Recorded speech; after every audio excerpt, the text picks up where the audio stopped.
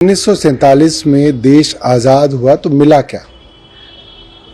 मिली बोलने की आज़ादी कि अब जो लोगों की बात खुल के बोलेंगे उनको आप ज़बरदस्ती झूठे मुकदमों में जेल में नहीं बंद कर सकते। सड़क, पुल, रेल तो अंग्रेज भी बना रहे थे 200 सालों से। ऐसा नहीं है कि अंग्रेज़ों ने सड़क नहीं बनाई देश में।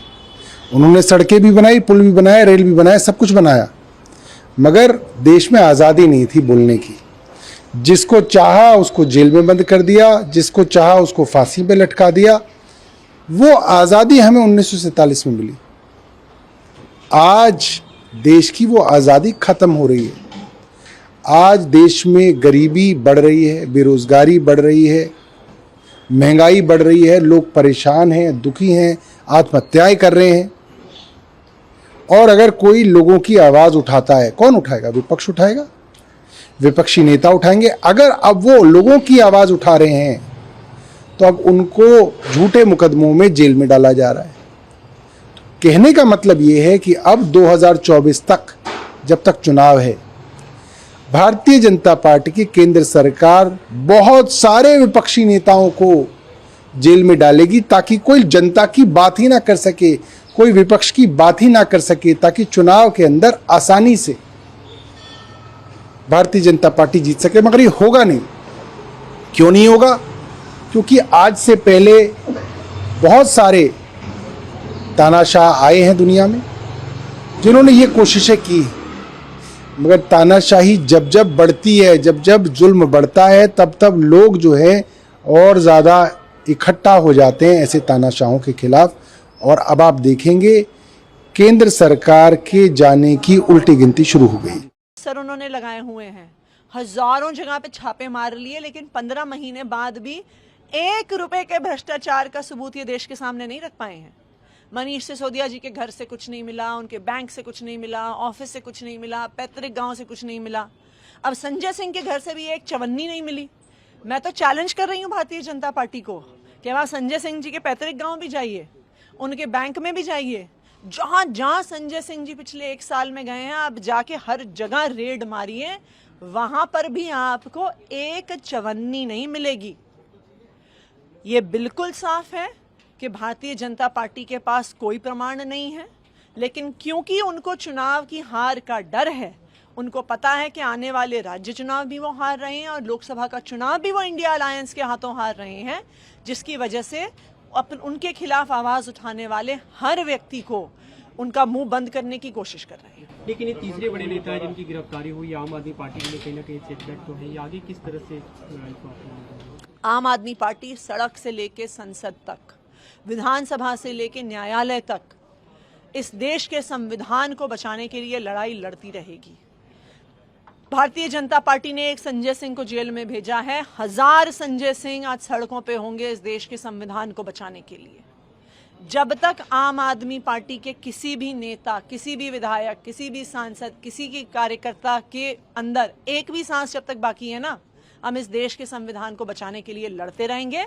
हमें भारतीय जनता पार्टी से, उनकी ईडी सीबीआई से और जेल जाने से डर नहीं लगता है। हुए हैं कि किसी तरह से इस तथाकथित शराब घोटाले में उन्हें 1 रुपए के भ्रष्टाचार का सबूत मिल जाए। आज जो संजय सिंह जी को गिरफ्तार किया है, वो गिरफ्तारी भी बिना किसी सबूत के आज की गई है। पिछले 15 महीने से भारतीय जनता पार्टी की केंद्र सरकार, उनकी सारी एजेंसीज, उस एजेंसीज के सैकड़ों अफसर सिर्फ एक काम में लगे हुए हैं कि किसी तरह से इस तथाकथित शराब घोटाले में उन्हें 1 रुपए के भ्रष्टाचार का सबूत मिल जाए आम आदमी पार्टी के खिलाफ। लेकिन 1 साल की इन्वेस्टिगेशन के बाद, एक ऐसी इन्वेस्टिगेशन जिसमें सैकड़ों अफसर ईडी के काम कर रहे हैं, सैकड़ों अफसर सीबीआई के काम कर रहे हैं, अपने बाकी सारे इन्वेस्टिगेशंस छोड़ के सारी टीमें इस तथाकथित शराब घोटाले पे लगी हुई हैं। लेकिन 15 महीने के बाद भी 1 रुपए के भ्रष्टाचार का सबूत भारतीय जनता पार्टी की एक भी एजेंसी देश के सामने नहीं रख पाई है। आज जो संजय सिंह जी को गिरफ्तार किया है, वो गिरफ्तारी भी बिना किसी सबूत के आज की गई है। ये गिरफ्तारी क्यों हुई है संजय सिंह जी की? इसलिए नहीं कि कोई सबूत है, इसलिए नहीं कि कोई शराब घोटाला हुआ है, इसलिए नहीं कि 1 पैसे का भी भ्रष्टाचार का खुलासा कर पाई है ईडी और सीबीआई। आज संजय सिंह जी का अरेस्ट सिर्फ इसलिए हुआ है क्योंकि भारतीय जनता पार्टी को और प्रधानमंत्री नरेंद्र मोदी जी को अपने खिलाफ आवाज उठाने वालों से डर लगता है, आम आदमी पार्टी से डर लगता है, संजय सिंह से डर लगता है। हम ये देख रहे हैं कि केंद्र सरकार की जो ये बौखलाहट है, जो ये हार की बौखलाहट है, अब इस प्रकार की तानाशाही के रूप में सामने आ रही है। हमने कल ही देखा कि देश के जाने माने पत्रकारों के घर पर रेड हुई, उनको डिटेन किया गया, उनके फोन ले लिए गए, उनके लैपटॉप ले लिए गए। क्यों?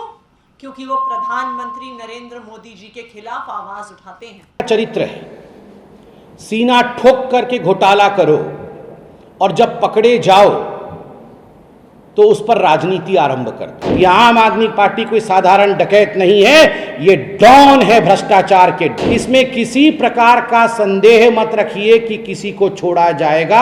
आम आदमी पार्टी के नेता, राज्यसभा के सांसद संजय सिंह जी की कल ईडी ने गिरफ्तारी की है। शराब घोटाले के केस में गिरफ्तारी हुआ है और उसको लेकर जिस प्रकार की राजनीति आम आदमी पार्टी कर रही है, ये आज पूरा देश देख रहा है। यह आम आदमी पार्टी का चरित्र है, सीना ठोक करके घोटाला करो और जब पकड़े जाओ तो उस पर राजनीति आरंभ कर दो। मैं आज सवाल पूछना चाहता हूं आम आदमी पार्टी से कि अभी 3-4 दिन पहले पंजाब में सुखविंदर सिंह कैरा, जो पंजाब के कांग्रेस के विधायक हैं, ड्रग्स केस में उनकी गिरफ्तारी होती है। उनको ड्रग्स के केस में अरेस्ट किया जाता है। पुराना केस था, केस चल रहा था, गिरफ्तारी होती है। आम आदमी पार्टी प्रेस कॉन्फ्रेंस करके कहती है law will take its own course. जब पंजाब में जहां आपकी सरकार है, वहां पर कांग्रेस जो आपकी विपक्षी पार्टी है, जब उसके सदस्य और उसके विधायक गिरफ्तार होते हैं तो law will take its own course. और जब आपके विधायक या आपके सांसद गिरफ्तार होते हैं शराब घोटाले में, वहां ड्रग्स का केस था, यहां शराब का केस है, तो आप कहते हैं law should not take its course. ये तो बौखलाहट का मामला है। ये डबल स्टैंडर्ड आखिरकार क्यों है? यह सवाल भारतीय जनता पार्टी आज आम आदमी पार्टी से पूछना चाहती है। बंधुगण, आखिरकार ये शराब घोटाला क्या है और ये जो गिरफ्तारी हुई है संजय सिंह जी की, ये क्यों हुई है? आप सभी जानते हैं 2022 में शराब घोटाले को लेकर, ये जो लिकर स्कैम हुआ था दिल्ली के अंदर, इस शराब घोटाले को लेकर सीबीआई ने, सेंट्रल ब्यूरो ऑफ इन्वेस्टिगेशन ने एक केस दर्ज किया था। क्योंकि इस पूरे मामले में मनी लॉन्ड्रिंग हुई थी और जहां भी मनी लॉन्ड्रिंग होती है वहां प्रवर्तन निदेशालय, अर्थात जिसको अंग्रेजी में एनफोर्समेंट डायरेक्टरेट ईडी कहते हैं, वह भी केस दर्ज करता है। और चूंकि यहां मनी लॉन्ड्रिंग हुई थी इसलिए ईडी ने भी केस दर्ज किया। कई लोग इसमें जेल में गए, मनीष सिसोदिया जेल में गए, कुछ अधिकारी भी इसमें जेल में गए हैं और कुछ व्यवसायी जो इस पूरे प्रक्रिया में, घोटाले में जुड़े हुए थे, वो भी जेल में गए। आप सभी जानते हैं कि कुछ व्यवसायी जो जेल में गए थे, कुछ बिजनेसमैन जो जेल में गए थे एक्साइज स्कैम में, शराब घोटाले में, उनमें से एक दिनेश अरोड़ा थे। आगे चलकर दिनेश अरोड़ा ने कहा कि मैं गवाही दूंगा, मैं अप्रूवर बनूंगा। वो अप्रूवर बने और जब दिनेश अरोड़ा अप्रूवर बने तो जिस प्रकार की बातों को उन्होंने सामने रखा वो आज पब्लिक डोमेन में है। मैं जो भी कह रहा हूं अपने मन से नहीं कह रहा, मेरे पास कुछ ऐसा इंफॉर्मेशन नहीं है जो किसी और ने मुझे बताया है। ये सब कुछ पब्लिक डोमेन में है that Dinesh Arora turned into an approver. एक बार अप्रूवर बनने के पश्चात उन्होंने बहुत महत्वपूर्ण बातों की खुलासा की। किन बातों की खुलासा दिनेश अरोड़ा ने किया? दिनेश अरोड़ा जो अप्रूवर है उसने कहा 2020 में 2020 में संजय सिंह जी ने फोन किया दिनेश अरोड़ा को और संजय सिंह जी ने मुलाकात की दिनेश अरोड़ा के साथ। दिनेश अरोड़ा जो बिजनेसमैन है, जो रेस्टोरेंट चलाते हैं दिल्ली में, उनको संजय सिंह जी ने 2020 में फोन करके कहा कि चुनाव दिल्ली के आ रहे हैं, मोटा पैसा इकट्ठा करना है, आप रेस्टोरेंट और बार वालों से बात करो और ये पैसा इकट्ठे करने का काम करो। और आप देखिए किस प्रकार से इस बात को लेकर पैसा इकट्ठा करने का काम दिनेश अरोड़ा ने पूरे दिल्ली में बिजनेसमैन और बार के जो सदस्य थे उनको लेकर, उन्होंने रेस्टोरेंट और बार के जो लोग थे उनको लेकर एक मोटा माल इकट्ठा दिनेश अरोड़ा ने किया। और केवल संजय सिंह ही इन्वॉल्व है ऐसी बात नहीं है। संजय सिंह ने दिनेश अरोड़ा को मनीष सिसोदिया से भी मिलवाया और बाद में लाखों में पैसा कलेक्शन करके ये पैसा मनीष सिसोदिया और संजय सिंह के हवाले दिनेश अरोड़ा ने किया। बदले में क्या मिला? बदले में दिनेश अरोड़ा को क्या मिला, जिसको अंग्रेजी में क्विड प्रो को कहते हैं। आप अगर चार्जशीट पढ़ेंगे तो दिनेश अरोड़ा खुद स्वीकार करते हैं कि उनका कोई मामला एक्साइज डिपार्टमेंट में फंसा हुआ था। Some of his issues were stuck in the excise department. और बदले में दिनेश अरोड़ा ने कहा मैंने मोटा माल इकट्ठा किया है, ये पैसा मैंने मनीष सिसोदिया और संजय सिंह को दिया है संजय सिंह के कहने पर, तो मुझे इस एक्साइज के केस से निकाला जाए, मुझे इस एक्साइज के काम में मदद की जाए। आम आदमी पार्टी ये कोई जेब कतरा नहीं है, ये आम आदमी पार्टी कोई चेन स्नैचर नहीं है, ये आम आदमी पार्टी कोई चिंदी चोर नहीं है, ये आम आदमी पार्टी कोई साधारण डकैत नहीं है, ये डॉन है, भ्रष्टाचार के डॉन। इस कारण से जिस प्रकार की बौखलाहट आम आदमी पार्टी में आज देखने को मिल रहा है, ये पूरा हिंदुस्तान देख रहा है। और जहां तक अरविंद केजरीवाल और आम आदमी पार्टी का सवाल है, ये जो प्रश्न बीच बीच में उठाते हैं और कहते रहते हैं कि आज इन्होंने मनीष सिसोदिया को गिरफ्तार कर लिया, आज इन्होंने फलाने को गिरफ्तार कर लिया, कल हो सकता है इसको गिरफ्तार कर ले, क्यों नहीं? Law will take its own course. और कानून में साधारण था असेंडिंग ऑर्डर में गिरफ्तारी होती। पहला छोटा चोर पकड़ा जाता है, उसके घर से फिर कागज निकलता है, फिर वो बताता है कि अरे मुझे तो फलाने ने बताया था। उसके बाद बड़ा चोर पकड़ा जाता है, उसके बाद थोड़ा बड़ा चोर और पकड़ा जाता है, और अंततो गत्वा सबसे बड़ा जिसके कहने पर ये सब कुछ हुआ था वो पकड़ा जाता है। इस कारण से इसमें किसी प्रकार का संदेह मत रखिए कि किसी को छोड़ा जाएगा।